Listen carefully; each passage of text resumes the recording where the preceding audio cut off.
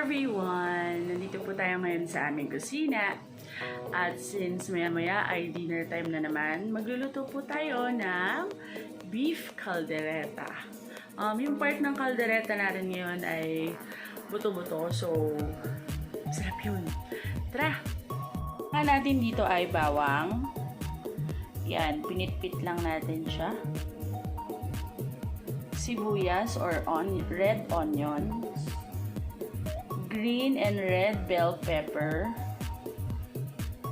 carrots cut into cubes, ayan po,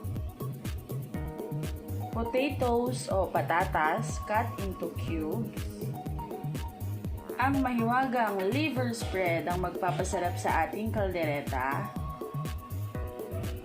tomato sauce, green peas. Optional lang to, hindi naman siya mandatory ilagay. Optional lang siya. Pamintang durog or ground pepper. Ground black pepper. At ang ating pampalasa, iodized salt or pwedeng kahit anong salt ang gusto nyong gamitin. Pwedeng rock salt, pwedeng...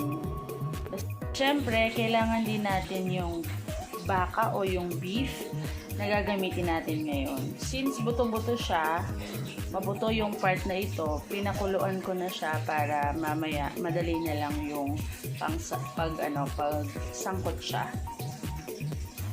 Isang mainit na pan, naglagay lang ako ng konting mantika or oil.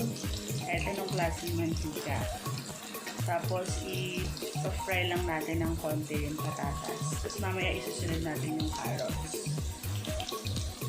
Isusunod na natin yung carrots.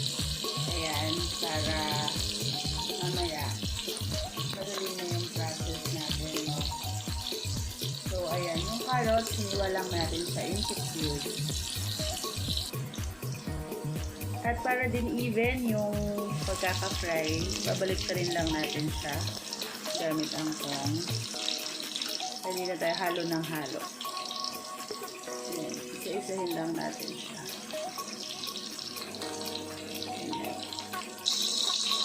Ayan, doon sa pinagpituhan natin, doon din natin gigisa ang lahat ng ingredients or sangkap ng ating beef caldereta.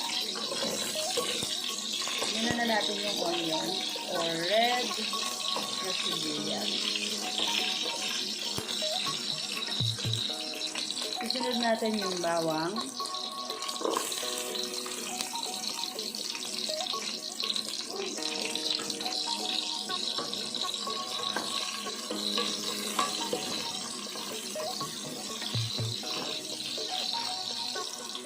Tapos, ilalagay na natin yung pinakuluan na natin na beef.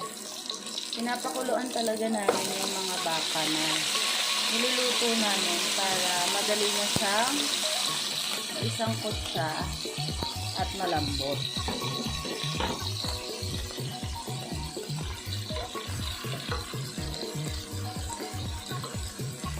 Yung parte ng baka na to, ano po ito, buto-buto. Kasi mas malasa. So, ayan.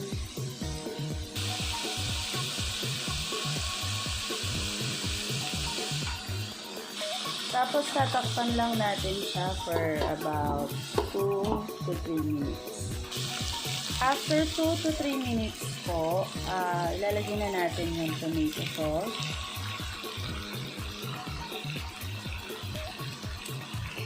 Kahit anong brand, basta tomato sauce. Gusto kasi namin yung mas saucy, kaya dalawa yung nilagay ko.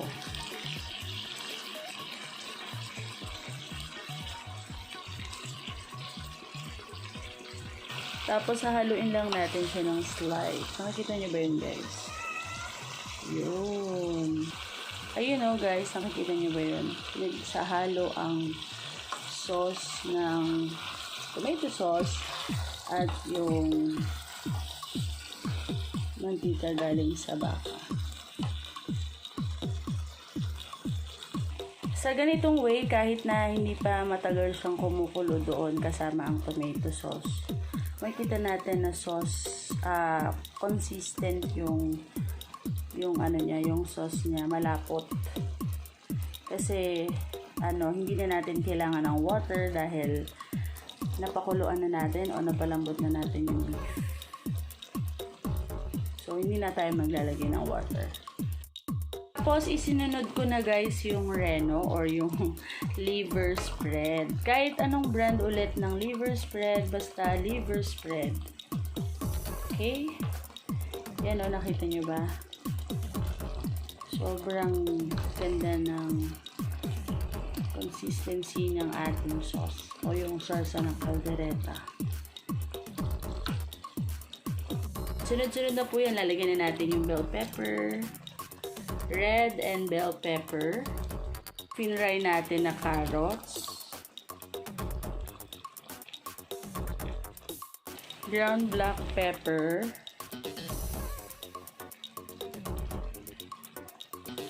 ating salt, konti lang. Ko na yung green peas kasi malambot na siya, so rinse-in ka naman yan.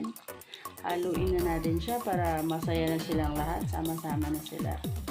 Po kanina, hindi na natin siya kailangan lagyan ng water kasi napakuluan na natin yung beef. Napalambot na natin siya before pa natin to iluto, no? Pero sayang kasi itong beef broth o yung sabaw nung pinagkuluan niya kanina, kaya ilagay na natin. So, ito, luto na siya. Ang ating beef caldereta. Ready to serve na po ito. Maraming salamat po.